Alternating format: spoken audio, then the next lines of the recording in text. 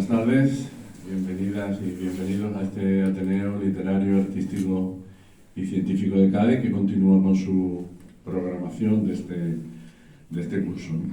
Cuando soy muy reiterativo para los que me ven por ahí, ¿no? Pero cuando veo caras nuevas siempre me gusta decir algo sobre la institución en la que nos encontramos, ¿no? El Ateneo de Cádiz se funda en 1858, es el segundo Ateneo más antiguo de España, después del de Madrid, y el más antiguo de Andalucía. Detrás de nosotros se fundó el Ateneo de Sevilla. Como digo, tiene una actividad importante a lo largo de todo el curso. Este mes de noviembre ha sido un mes intenso.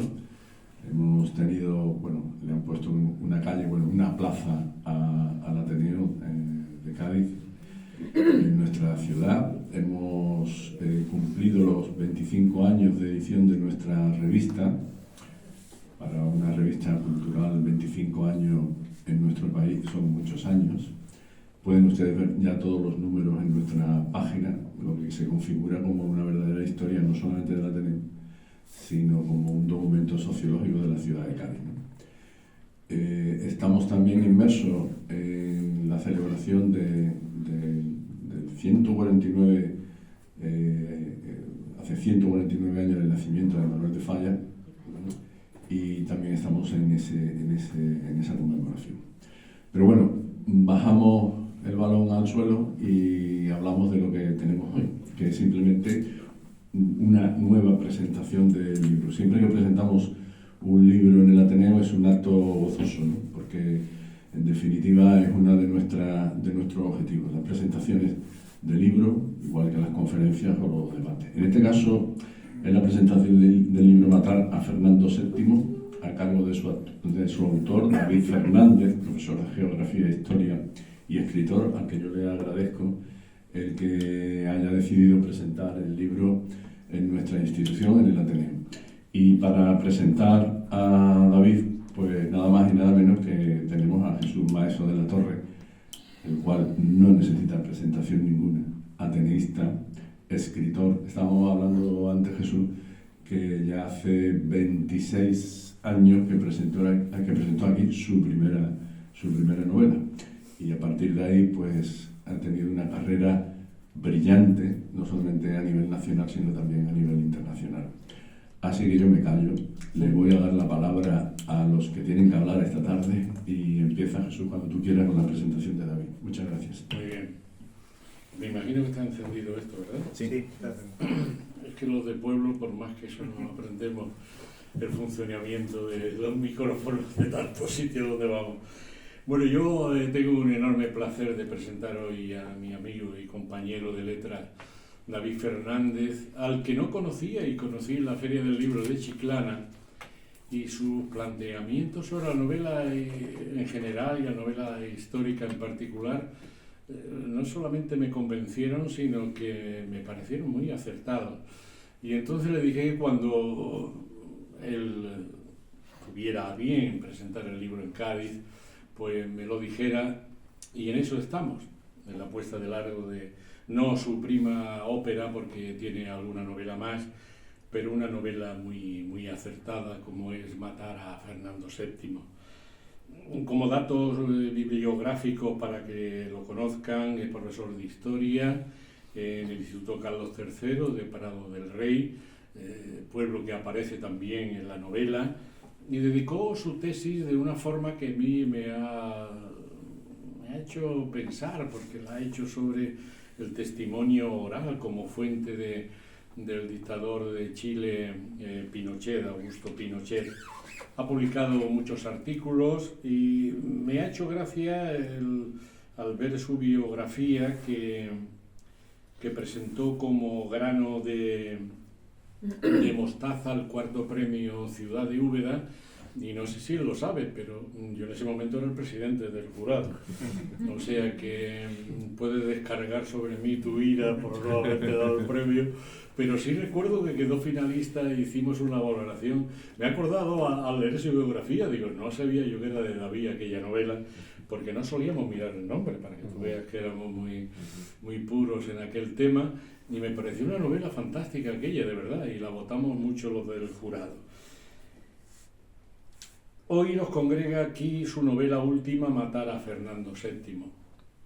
Yo durante mi cursus honorum de novelista, no me gusta llamarme escritor, pongamos novelista, he escrito muchas críticas literarias de libros de colegas, también he presentado a muchos aquí y fuera de aquí de España, y siempre tengo una forma de yo delimitar cuando una novela realmente es atractiva, perfecta, y como decía el premio Nobel García Márquez, una novela no ya acertada, sino lograda.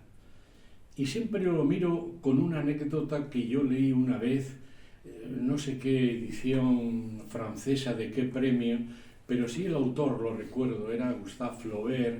Cuando escribió Madame Bovary, le preguntaron los periodistas parisinos que dónde radicaba el éxito de una novela. Y el hombre dijo lo siguiente, que a mí se me quedó grabado totalmente y lo he llevado a cabo en todas mis novelas, que ya la próxima va a ser la número 23, porque llevo ya 22.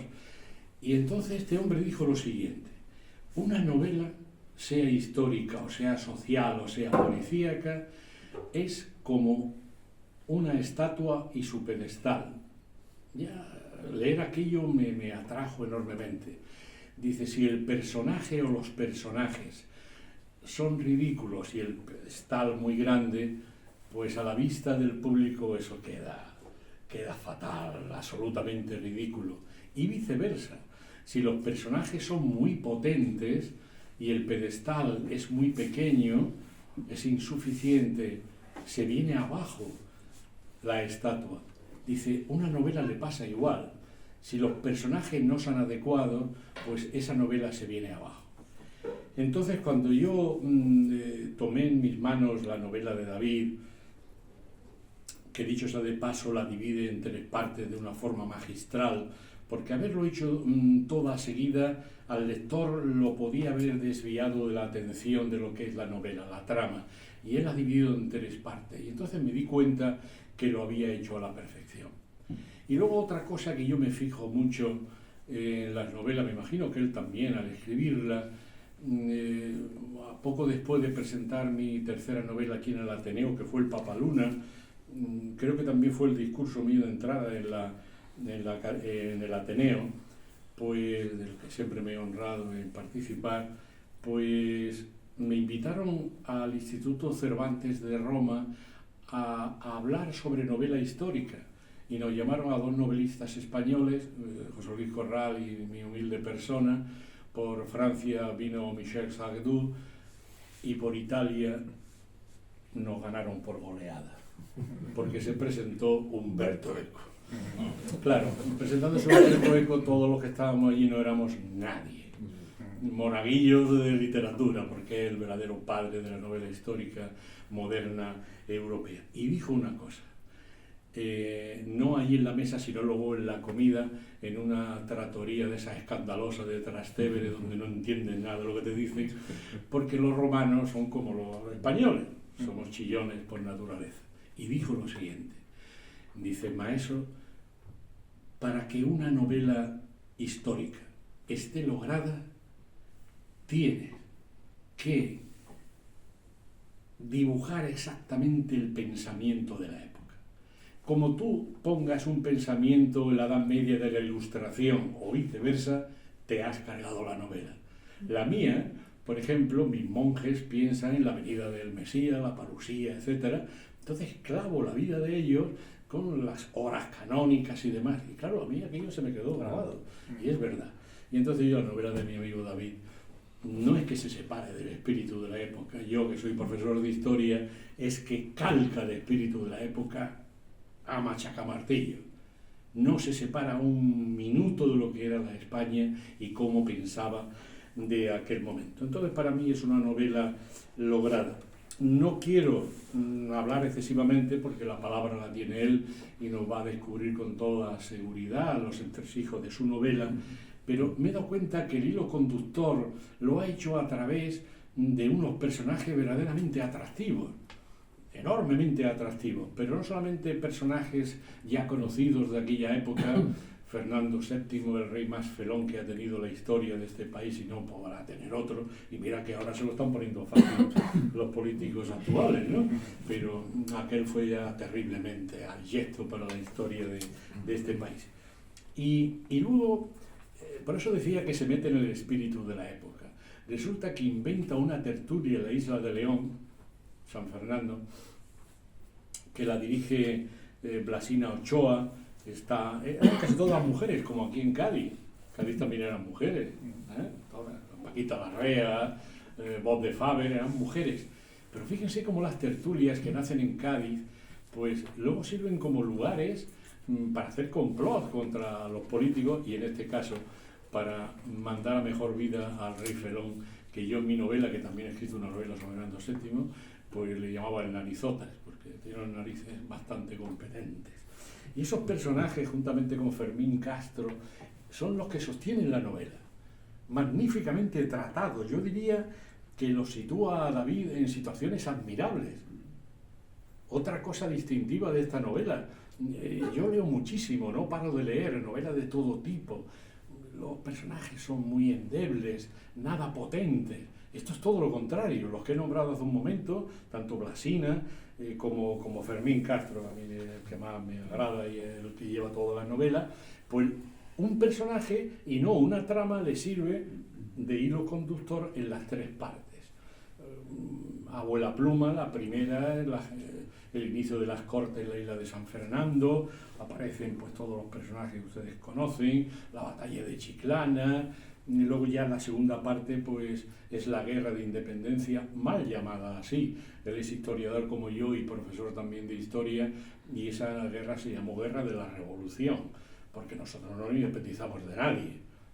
Fue la guerra de la Revolución y fue la gran primera guerra civil española, porque unos luchaban por una cosa y otros por otra. El pueblo por la libertad y los aristócratas, la iglesia, como siempre, por el poder y los privilegios. Y aparece Argüelles, Muñoz Torrero. A mí me ha dado una alegría ver a esos personajes pulular por la novela magníficamente. Y hace David lo que hago yo. Los personajes principales son figurantes. Eso solamente figura en la novela y andan por allí, pero no son lo importante. Con lo cual, David Fernández se acerca a mi modo y estilo de escribir, que es más figurativo y más imaginativo que historiador. Y eso para mí es una novela.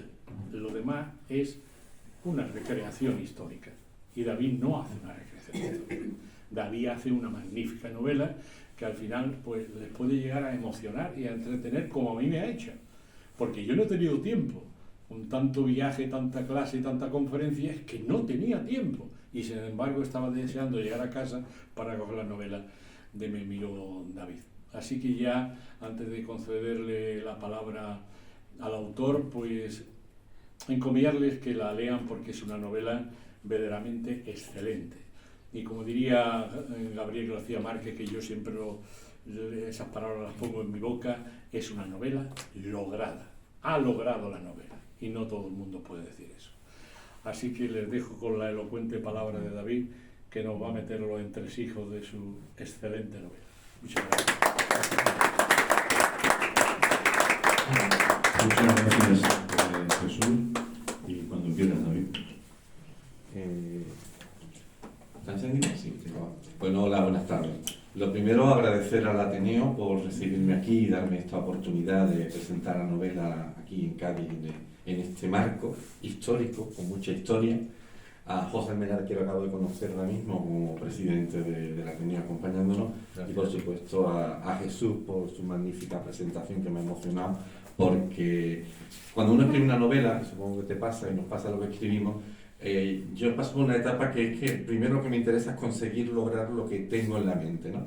Pero llega un momento que lo que quiere es comunicárselo a más personas, ¿no?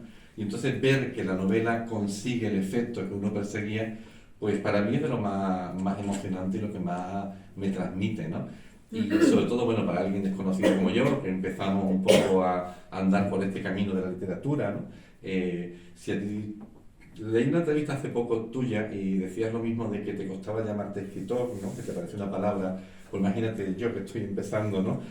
Ahora empiezo a creerme que, bueno, que sí, que voy produciendo cosas y que sí, a lo mejor novelista me estoy ya aproximando, ¿no?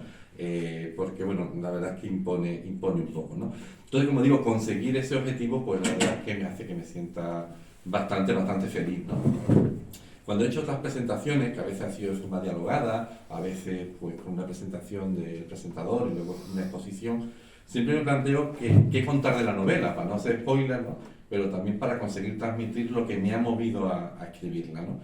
Como bien ha dicho Jesús, yo empecé con una novela del siglo XVI, como Grano de mostaza, que fue mi gran reto al principio, ¿no? Porque además era meterme en la mentalidad de la época, una novela que gran parte de ella está escrita en primera persona, en una mujer del 16, que muchas veces decía, ¿cómo lo conseguiste? Bueno, pues mucha lectura, mucha relación con mujeres, mucho salirte de ti, ¿no? Y para mí fue, ya te digo, una experiencia que me emocionó, me encantó, y dije, este camino me puede dar mucho espacio creativo y al mismo tiempo de comunicación, porque yo vengo del campo de la historia, aparte de profesor, como había comentado también en la presentación, mi tesis doctoral fue sobre el Chile de la época de Pinochet con testimonio oral, he trabajado mucho en testimonio oral, luego estuve trabajando sobre las ligas agrarias en Paraguay, y claro, esos testimonios te transmiten mucha vida, de esa que luego en un libro académico es muy difícil de poder contar, ¿no? De hecho, la segunda novela, precisamente, Todo cuerpo sumergido, transita entre la transición española y la transición chilena. Transición española la vivo como niño, experiencias vitales propias, y luego la chilena a través de esos testimonios que muchas veces, como digo, no tenían cabida en un espacio de la tesis más formal, y ahí sigo en ese aprendizaje, ¿no? Y claro, muchas veces me preguntas si tú vienes de la historia más contemporánea, cómo llegas a Fernando VII y por qué, ¿no? Yo Fernando VII realmente lo descubro en profundidad, explicándolo año tras año en las clases de segundo bachillerato, en la asignatura de Historia de España. Yo recuerdo que yo terminé la carrera, la licenciatura en el año 90, y a lo mejor no sé si es políticamente correcto decirlo o no, pero lo digo porque es verdad. Yo salí bastante analfabeto de Historia de España con una licenciatura. Yo cuando realmente aprendí Historia de España fue impartiéndola, y siempre le digo a mis alumnos que ellos terminan sabiendo más Historia de España al final de segundo bachillerato de la que yo sabía con una licenciatura.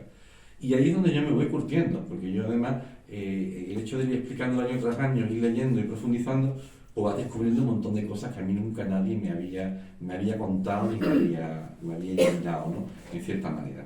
Y para mí uno de los grandes descubrimientos es ver que Fernando VII, más allá de un rey felón, de un rey traidor, de un pésimo rey, utilizando terminología actual, que por supuesto no utilizo en la novela, pero sí queda reflejado en los actos que se hacen, estamos hablando quizás del segundo mayor genocida de la historia de España, hablando de lo que sucede en territorio español. Vamos a dejar otras, pero aquí en España, concretamente, hombre, porque si aparte de la miseria y el trato, los impuestos y machacar a su pueblo, pues más de 30.000 liberales son asesinados, más los que son perseguidos, torturados, encarcelados, y se tienen que ir al exilio.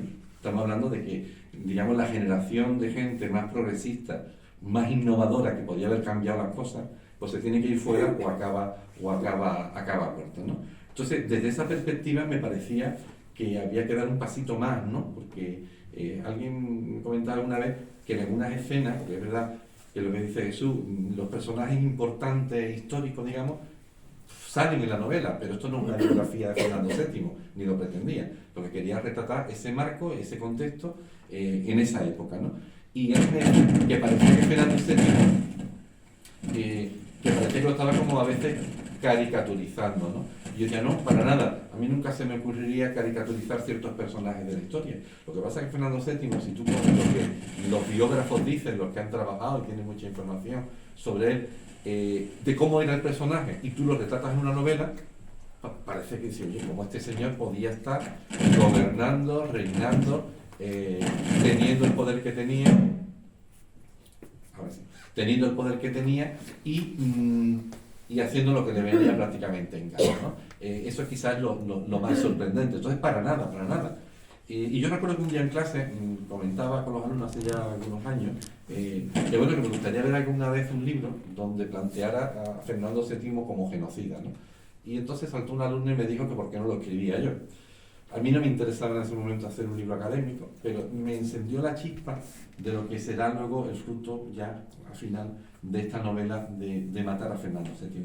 Y rápidamente me surge la idea de que, conociendo un poco la lógica de Fernando VII allá en su exilio dorado, porque bueno, la prisión de Fernando VII en Francia pues era cuerpo de rey, intentaba emparentarse con Napoleón, celebraba las victorias francesas. Yo quiero creer que si el pueblo español hubiera sabido lo que hacía Fernando VII en Francia, no lo hubiera recibido como luego lo va a recibir. Pero bueno, eso era realmente Fernando VII en estado puro, ¿no?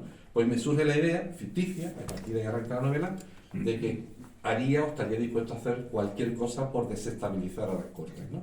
Y de ahí surge la idea de, bueno, de que mandan a un asesino precisamente para asesinar a algunos diputados de las Cortes que sean representativos para conseguir que las Cortes no prosperen ni lleguen a ninguna parte.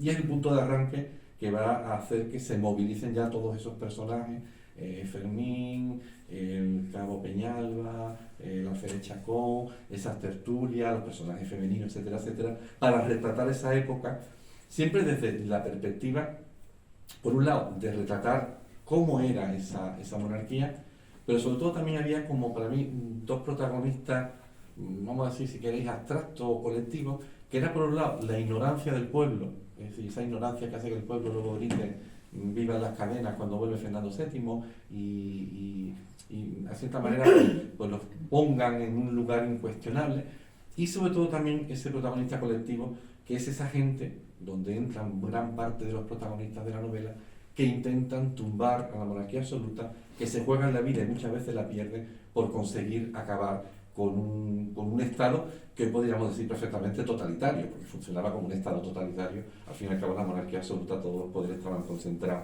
en una sola persona, ¿no? Entonces, todo eso es el punto de arranque de lo que será el desarrollo de la novela, ¿no? De hecho, la novela empieza con una cita de Dava Galán, de su novela La Mula, donde hace referencia precisamente de que la ignorancia es lo que trae a maltraer a España, ¿no? Yo creo que hemos estado históricamente con la necesidad de combatir esa ignorancia en muchas épocas y no estamos a salvo hoy día, ¿eh? Yo siempre cuento, llegado a este punto, una anécdota que tiene relación con la novela, aunque no sea del contexto o del contenido de la novela, que es que cuando la Feria del Libro de San Fernando me llamaron de Canal Sur Radio para hacerme una entrevista y no me enteré del programa que era. Entonces, claro, cuando termina la entrevista, lo iban a emitir ese día y no sabía dónde buscarlo y tal. Entonces entro en internet y pongo en Google matar a Fernando VII en Canal Sur Radio. Respuesta de la inteligencia artificial. No nos consta que Fernando VII fuera asesinado en Canal Sur Radio. Entonces, estamos ahora en otra época y en otro tipo de ignorancia, ¿no? Pues me preocupa realmente esa ignorancia y realmente yo creo que es uno de los retos a combatir permanentemente, ¿no? Y ya sabemos leer, sabemos escribir, pero muchas veces que no se lee, no se escribe, y ahora mismo pues que está mucha gente pues ya poniendo su capacidad de pensar en manos de una máquina que de inteligente tiene poco, ¿no? Y luego, como decía, todo ese colectivo de gente que combate y lucha, ¿no? Y una de las cosas, y hay una reflexión en una parte de la novela, porque yo creo que una novela tiene que ser exactamente eso. Esto no es un libro académico. Me gusta cuando gente con 18 años, con 90 la leen y sepan más historia o menos historia, entran y conectan. No hay que saber mucha historia para entrar. De hecho, la ley mucha gente que no tenía ni idea de nada y le engancha y como me decía últimamente alguien, decía, y aprende cosas, ¿no? Es algo que me parecía súper interesante, ¿no? Entonces, de esa gente que combate o que planta cara a Fernando VII, una cosa que me llamaba la atención era que estamos ante un monarca que da básicamente casi 3 golpes de Estado, ¿no? Le da un golpe de Estado a su padre en el motín de Aranjuez, da un golpe de Estado cuando vuelve en el 14 y luego da otro golpe de Estado para tumbar el trienio liberal, ¿no?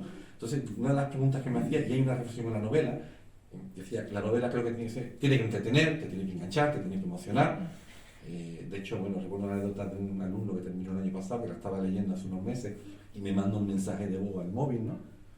Y estaba realmente compungido, porque le había pasado algo a un personaje de la novela, que no voy a desvelar por si la leéis, y él decía que por qué le había hecho eso a ese personaje, que no se lo merecía, que ese personaje no se merecía eso, ¿no? Entonces, la novela tiene que... Pero al mismo tiempo, creo que la novela tiene que tener ese puntito de reflexión, de análisis, de mirada, crítica, ¿por qué no?, ante ciertas cosas.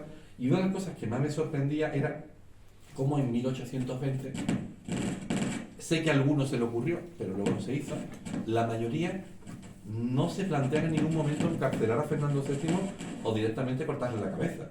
Es decir, estamos hablando de una persona que ya ha dado 2 golpes de Estado y lo que se pretende es que asuma el liberalismo. Y allá va el tan pancho y grita que va a ser el más liberal de España y se lo creen. Entonces, a mí aquello me llama porque era gente que se estaba jugando la vida y efectivamente se la juega, ¿no? Si miramos otros procesos, evidentemente, en Francia con la Revolución Francesa terminan cortándole la cabeza a Luis XVI, que no digo que hubiera que haberle cortado la cabeza a Fernando VII, pero sí me llama la atención de una persona que había demostrado que no era de fiar, ¿no? Y muchas veces hago una pregunta trampa de por qué en Inglaterra, en el 18, no tuvieron necesidad de cortarle la cabeza al rey, y la respuesta es muy fácil, porque se la cortaron en el 17. Es decir, ellos iban por delante, ¿no? Entonces, ¿por qué? Porque al final los poderosos no renuncian a ciertos privilegios por las buenas. No lo han hecho nunca a lo largo de la historia, ¿no? Sin embargo, aquí a Fernando VII no se lo plantea nadie.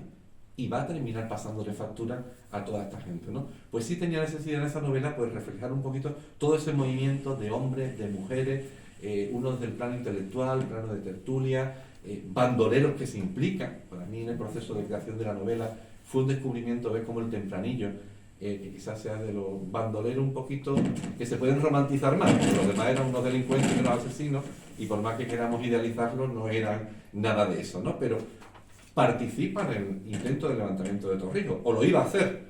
Lo que pasa es que como caen en la trampa que caen, pues al final se da marcha para atrás y se retira y no participa, ¿no? Pues me interesaba mucho reflejar eso, papel de la mujer, las 4 mujeres que forman parte del núcleo protagonista, Blasina entre ellas, o Lisa, que es una esclava ya liberada, la esclavitud en Cádiz, que es un tema que aparece a veces, pero creo que hay que trabajarlo mucho más, porque parece que la esclavitud era cosa de otros países y de otras zonas, pero que aquí nosotros estábamos a salvo de eso, ¿no?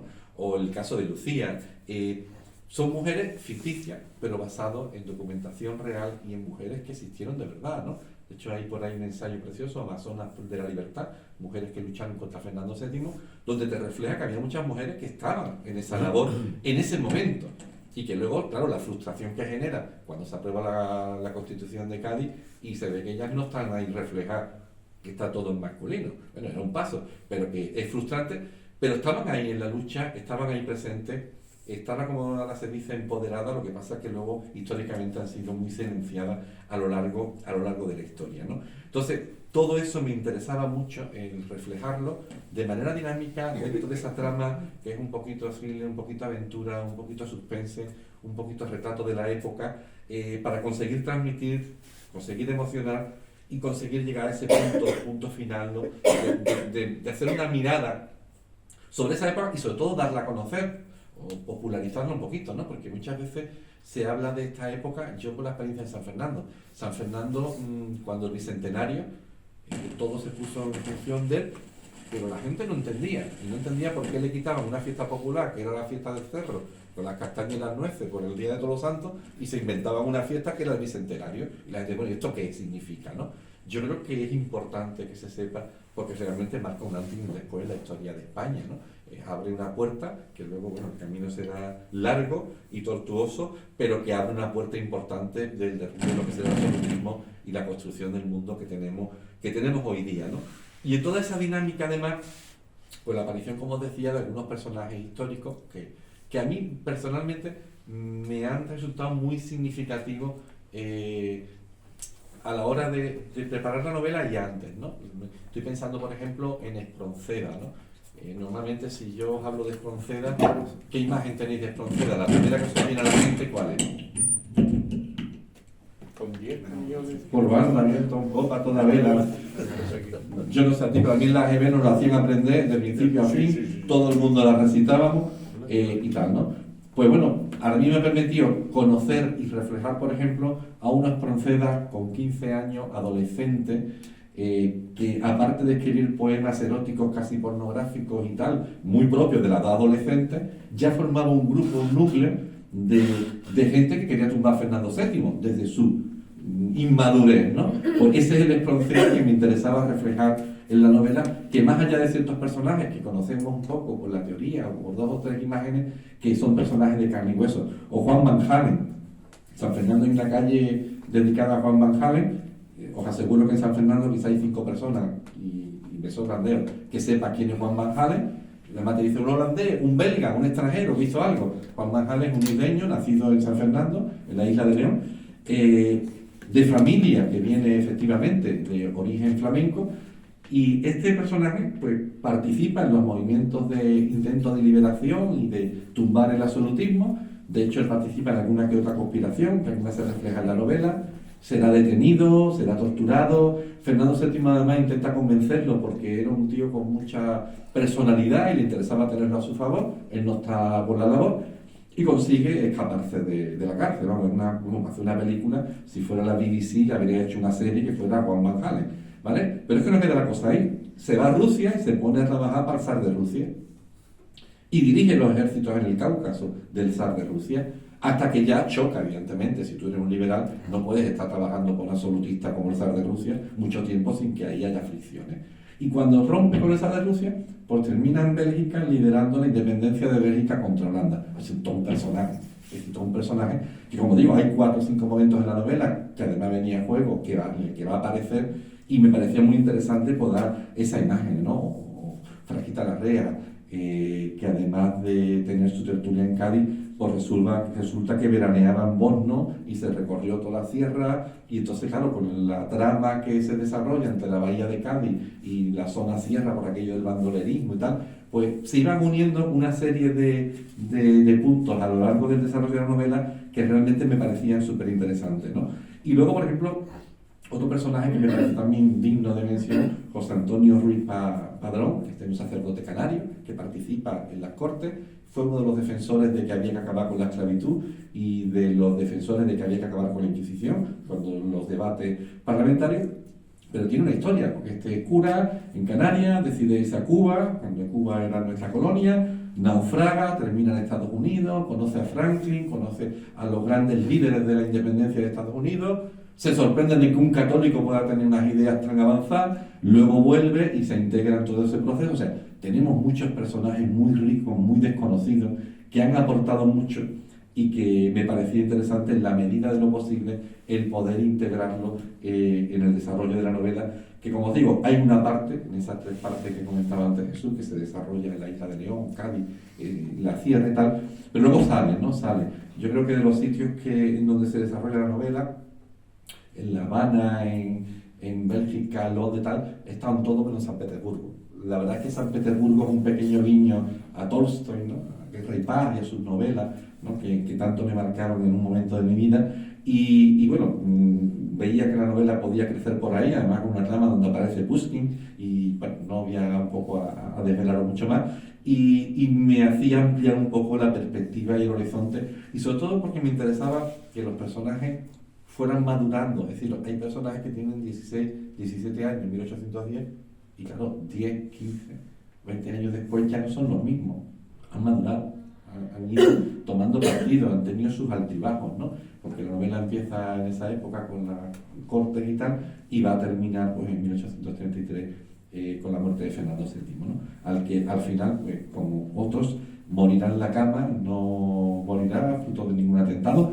Tuvo la capacidad de sobrevivir, de escaparse de varios intentos de acabar con él, o incluso de secuestrarlo, pero no hubo manera, y al final, pues bueno, va a tener un reinado que acabará, como digo, en la cama, y dejándonos otra guerra civil con el inicio de la guerra carlista y con todos los líos que vinieron luego. No sé. Es muy posible que alguien Podemos quiera preguntar, Sí, ¿no? por eso, sí. ¿Tú, Diego? Sí. Sí, venga. Porque vamos a María también. Pues María.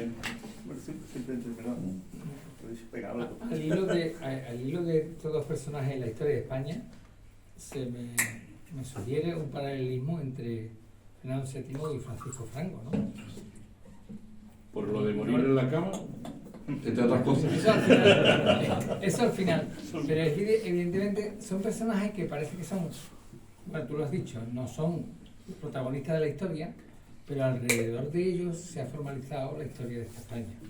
Una España siempre muy cruel consigo misma, ¿no?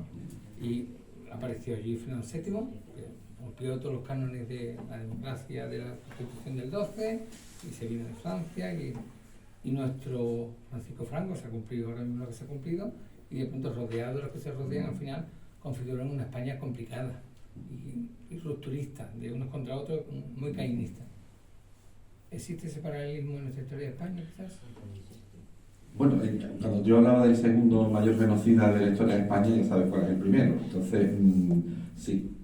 Sí es verdad que hemos tenido una historia que no ha sido muy... no voy a utilizar la palabra normal porque es que es una historia normal, ¿no? Pero es verdad que si hubiéramos tenido otro tipo de reinados, otro tipo de evolución, España quizá hubiera sido diferente, ¿no? Yo siempre digo, y esto no entra dentro, bueno, eso ya es también un poco de tantos años explicar y de pensar, de una teoría, ¿no? No sé si estará muy respaldada científicamente o no. Yo, por la información que manejo, le veo cierta lógica, ¿no? Y es que si, por ejemplo, en España, una vez que acaba el reinado de Fernando VII, se podía haber hecho antes, porque Fernando VII, a partir del 25 más o menos, 1825, él se da cuenta que empieza a tomar medidas liberales para mejorar la economía, o esto se hunde. Lo que pasa, claro, que las toma para beneficio propio, no las toma para beneficio colectivo, ¿no? Cuando ya empieza la guerra carlista y ya sientan los liberales en el poder y llegan los progresistas y hace la desamortización de Mendizábal, ¿vale? Los objetivos que tenía eran unos objetivos muy interesantes, sobre todo lo de crear una clase media agraria. Pero claro, los españoles somos originales para todo. Es decir, para hacer lo bueno y para hacer lo malo no tenemos extremos. Entonces tú haces un proyecto donde uno de los grandes objetivos es ese, pero luego los medios o la manera de hacerlo, lo único que hace es que los muy ricos, los que ya eran terratenientes, compren más tierra. Y lo que hacemos es polarizar todavía más. Nunca antes los latifundios fueron tan grandes y nunca antes los campesinos fueron tan pobres, ¿vale? Si eso se hubiera hecho bien, o antes, cuando Jovellanos lanza la ley y tal, de reforma agraria, el proyecto y tal, si se hubiera hecho bien eso, a lo mejor no hubiera habido guerra civil en España en el siglo XX, porque uno de los grandes problemas precisamente fue esa reforma agraria que no se había hecho 100 años antes. Es decir, evidentemente una mala gestión, un mal reinado va a condicionar y eso nos va dejando un problema de enfrentamiento grande. Y luego es verdad que durante todo el siglo XIX vamos de golpe de Estado, tiro porque me toca, y el otro es el malo malísimo y yo soy el bueno buenísimo, y si llegan los moderados ya una constitución que me gusta a mí, si llegan los otros... Entonces, evidentemente, eso ha marcado mucho lo que yo creo que es el carácter histórico nuestro, ¿no? Y luego llegamos al experimento ya de la Segunda República. Pasa también la primera, que una república sin republicanos convencidos. Yo creo que España no ha sido nunca un país de republicanos convencidos. Hemos terminado la república casi de rebote o por descarte, ¿no? O sea, porque ya cuando se hace tan mal, pues ya Alfonso XIII también se le echa de España. Bueno, lo que propone es que esto es increíble. No sé, 3 o 4 veces se la ha echado y siempre termina volviendo, ¿no? Termina volviendo, eso no falla, ¿no? Entonces, claro, ya el contexto de la Segunda República y del proyecto democrático, que era muy interesante, porque si os dais cuenta, muchas de las cosas que la Segunda República en su inicio decía y planteaba, son cosas que hoy día tenemos normalizadas, pero claro, se están diciendo en los años 30, entonces no se estaba preparado. Realmente si los terratenientes y los ricos se hubieran dado cuenta que no era peligroso que la gente votara, a la vista está que no es peligroso, al final el poder económico siempre se busca su manera de mantener el control, pues se hubiera evitado ese tipo de enfrentamientos, pero en el contexto también del fascismo, de la Revolución Rusa y tal, ¿no? Entonces sí que los españoles sí que hemos tenido mucha tendencia, por eso sí, caricaturizar un poquito, a solucionar las cosas con el puñetazo encima de la mesa, ¿no? Y si no tengo argumento, porque lo digo yo, ¿no? Entonces ha sido un problema, ¿no? Pero claro, también muy condicionado por ciertos personajes históricos que no han permitido que pudiera hacer de otra manera. ¿Se va a repetir ahora? ¿El qué? ¿Se va a repetir ahora? Uy, adivino lo soy, pero yo quiero creer que no, ¿eh? Yo creo que en ese camino creo que hemos aprendido y quiero creer que hemos aprendido. Sí que es verdad que me preocupa lo que decía antes, el tema de la ignorancia, el tema cuando tú ves a gente con 16, 17 años exaltando a Franco cuando no tiene ni idea de nada. Porque si mira, tú tienes conocimiento y lo exaltas, bueno, tu opinión es, pero sin tener ni idea de nada, sí. Da miedo. Da miedo, eso sí da miedo, ¿no? ¿Yo? Sí, yo aparte de felicitaros por vuestras magníficas presentaciones, la de Jesús, sobre la novela en general y la tuya sobre tu novela, ¿no? David, ligándolo un poco con el lenguaje político actual, eso de la hoja de ruta, de ganar el relato y estas cosas, en una novela yo me imagino que lo principal, bueno, ¿no? A Jesús sí se lo he entendido ya más de una vez, que la parte de recreación histórica, y de recrearse uno personalmente, es muy clara en ese sentido, ¿no? Pero yo digo ahora la otra parte, que al hilo de lo que te decía Humberto Eco, del tema de ganar el relato. Es decir, en la parte un poco, qué posicionamiento del autor, el novelista, hay, por ejemplo, en cualquier época de estas, ¿no? Por ejemplo, aquí puede ser a favor del pensamiento liberal, lógicamente por ahí, pero sí, muchas veces, digamos que es un impedimento o lo contrario, para que una novela fluya y vaya bien. Sí, es importante siempre lo que hay detrás del fondo del autor, claro, me imagino que será importante, claro. Hombre, yo te da más juego, ¿no? Yo te voy a empezar antes de la novela por el tema de historiográfico, ¿no? Hubo una vez una introducción del libro que hice sobre Paraguay, de la Liga Agraria, que quien escribió la introducción, que era un jesuita, que además lo terminaron echando de la Universidad de Teología porque lo llamaron al orden desde el Vaticano, en la época de Juan Pablo II, y él dijo que no estaba dispuesto a callarse y que seguía y tal. Y como además tenía la carrera de filosofía, pues se buscó la vida como profesor de filosofía y fue completamente independiente, ¿no? Y en la introducción comparaba mi estilo de hacer historia con Walter Benjamin, ¿no? Y eso de mirar desde los vencedores y desde los perdedores.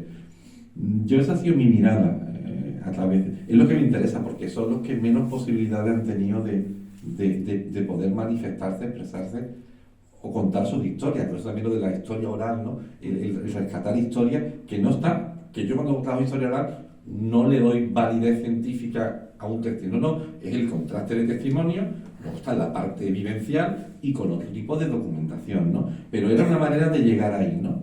Y siempre con honestidad, porque claro, aquí se plantea muchas veces, y además un debate que se plantea desde ciertos sectores bastante hipócrita, que es el tema de la objetividad.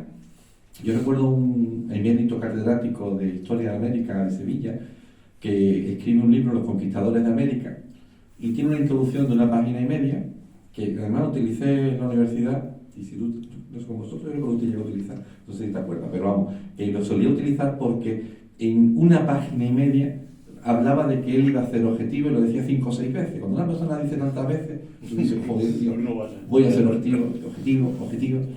Y llega al final, el párrafo final es apoteósico, ¿vale? Hablo de memoria, pero más o menos venía a decir al final que bueno, que cuando llegaron allí los españoles, nosotros no descoyuntamos nada, ni desorganizamos nada, porque América no existía, allí solo existían tribus bárbaras que funcionaban al son aterrador del tantán. Y ostras, objetividad. Es decir, yo creo que ser objetivo es ser honesto con lo que te encuentras, y ser honesto con lo que te encuentras es que si no encuentras lo que tú pensabas que te iba a encontrar, pues lo sigues utilizando y eres honesto con eso que te has encontrado. Ahora, eso no tiene por qué repercutir desde donde tú eliges mirar, porque al final tienes que mirar desde algún sitio.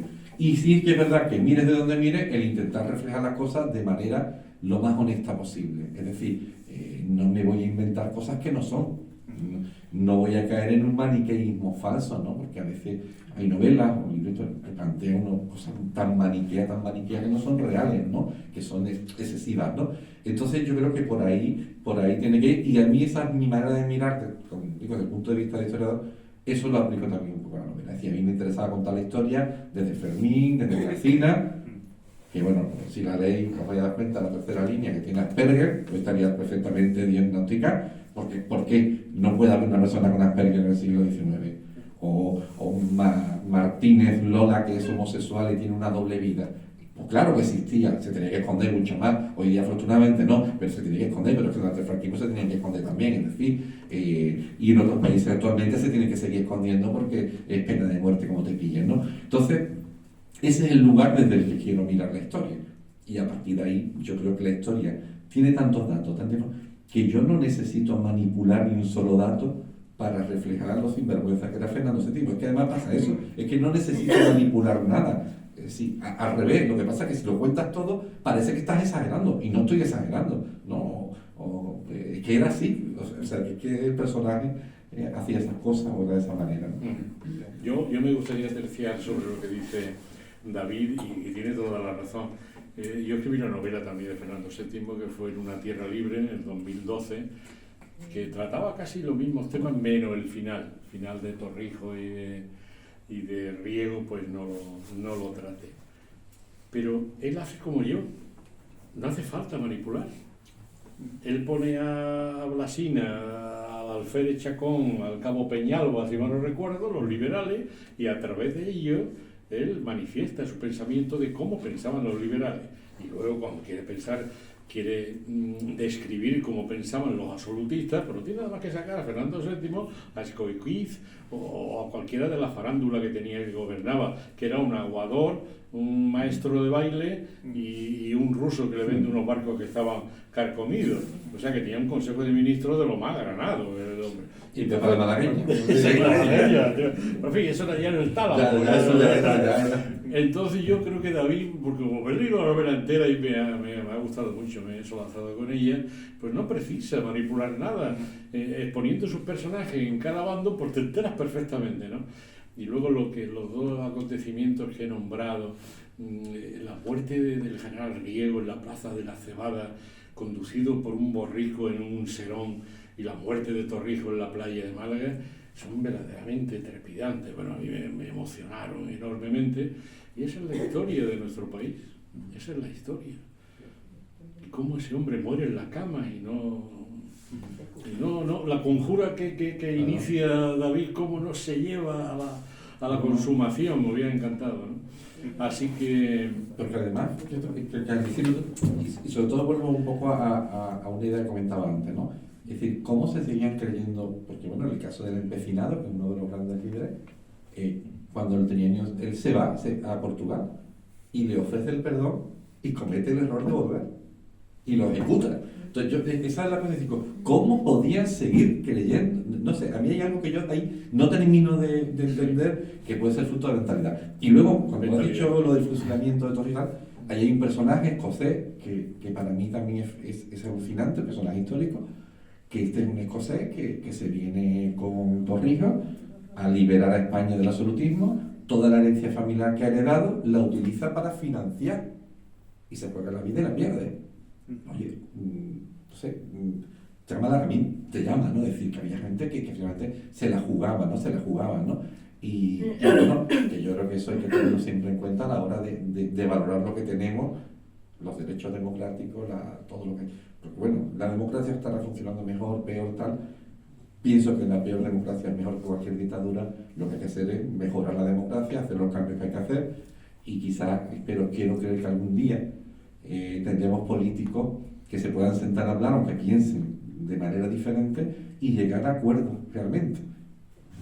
Porque si tan patriotas dicen muchos que son, pues sería eso, ¿no? No mirar los objetivos solamente de tu partido, sino los objetivos más generales de la patria. Y sobre todo no manipular, ¿no? Yo ahora estaba pensando, con el tema de la ignorancia y de la historia, me preocupan mucho las manipulaciones. No hace mucho, bueno, fue hace unos años, una polémica el Papa Francisco, que dijo que había que pedir perdón por lo que había pasado en América y tal, y hubo toda una polémica. Y hubo un líder político que salió diciendo que los españoles de aquella época no eran imperialistas,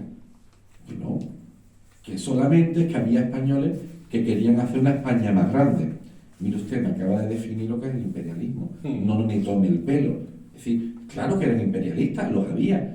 Bueno o malo, bueno, todo proceso de colonialismo, de imperialismo, pues tiene una parte que por más que tú te empeñes en querer ocultarla, está ahí de muerte, destrucción y tal, y luego tiene un sedimento positivo, porque luego también se construyen cosas positivas, ¿no? Pero el negar las evidencias no tiene mucho sentido. Entonces, claro que había gente, y forma parte del proceso de expansión en ese momento, ¿no? Entonces, esa manipulación maniquea de la historia es una de las cosas que me parecen terribles, ¿no? Yo recuerdo un libro, y ahí lo dejo, de la época del franquismo. Mi hermano, cuando yo era chico, trabajaba en una chatarrería en el puerto y encontró un día un libro que era de los años 40, 50, y como sabía que esas cosas me gustaban, estaba yo todavía en la EGB, me lo llevo, y era un libro de historia, y recuerdo que empezaba Adán y Eva, como hecho histórico, que por cierto hay todavía alumnos que todavía se creen que es un hecho histórico lo de Adán y Eva, eso sería para hablar aparte otra vez, Adán y Eva. Y había varios hechos muy cortitos, breves, hasta llegar a la romanización, muy breve la romanización, y ya de la romanización pegaba el salto a los Reyes Católicos, que era tal, Carlos V, pasaba la página Francisco Franco. El resto de la historia de España no existe, no vale, ¿no? Sí, existe, está ahí, y hay que comprenderle, quizás para no repetir los mismos errores, pues tendríamos que mirarla un poquito más y asimilarla y interpretarla, y en función de eso pues, actuar en consecuencia para no reproducir cosas que ya no deberían repetirse, ¿no? ¿Algún otro comentario, pregunta, inquietud? Bueno, pues muy bien. Muchas gracias, David. Me quedo con esa reflexión última que haces del diálogo, ¿no? Yo creo que en los momentos en los que estamos el diálogo es fundamental. Y también me quedo con la reflexión de que mal enseñamos la historia. Ya comentabas tú al principio que aún en la licenciatura hubo partes que no visten, ¿no? Y lo mal que enseñamos la historia, yo creo que hay que retomar ese tema. Hay que retomar el tema de las humanidades y el tema de la historia, fundamentalmente. Creo que la novela, bueno, David es un hombre apasionado. Yo no lo conocía, pero tal como ha contado, tal como nos ha vendido su libro, por decirlo de alguna manera, ¿verdad? Lo ha vendido de una manera muy apasionada. Y las personas que son apasionadas contando las cosas suelen ser personas que también escriben muy bien. Así que yo creo que estamos ante una novela que puede ser muy interesante.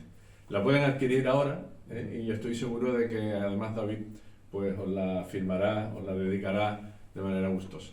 Pues nada, muchas gracias. Pediros también disculpas por cómo están las paredes, pero tan desangeladas, pero estamos en una exposición, tenemos todo el material en una exposición en la que les comentaba antes de los 25 años de la revista, y por lo tanto, bueno, pues nos falta el vestido de las paredes, ¿no?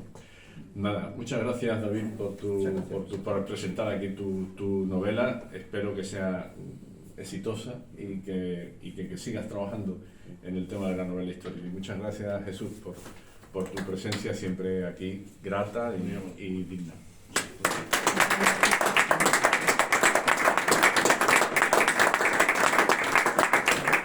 Pues nada, muchas gracias. Sí, David, la norma es siempre